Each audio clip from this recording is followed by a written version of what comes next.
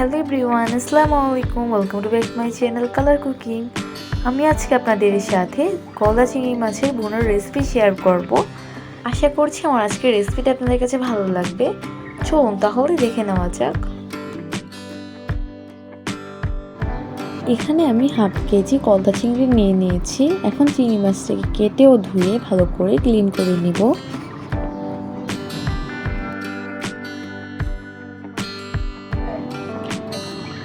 এখন দিয়ে দিব স্বাদমতো লবণ ও 1 চা চামচ হলুদের গুঁড়ো। এখন ভালো করে মেখে নিব। একটি প্যানে দিয়ে দিচ্ছি পরিমাণ মতো তেল। এখন একে একে দিয়ে দিব মেখে রাখা চিংড়িগুলো।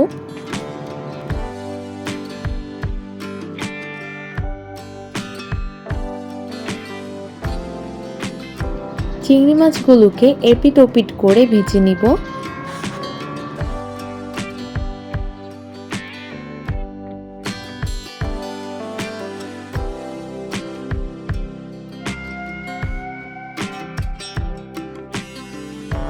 চিংড়ি মাছগুলো ভাজা হয়ে গিয়েছে, এখন এগুলোকে তুলে নিচ্ছি।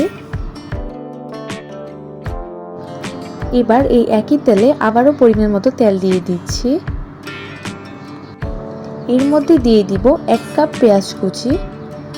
এখন পেঁয়াজটাকে ভালো করে ভেজে নিব।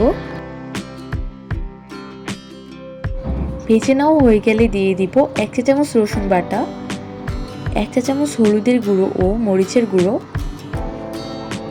এবং আরও দিয়ে দিব 1 চা চামচ জিরার গুঁড়ো। এখন সামান্য পানি দিয়ে মশলাটাকে কষিয়ে নিব।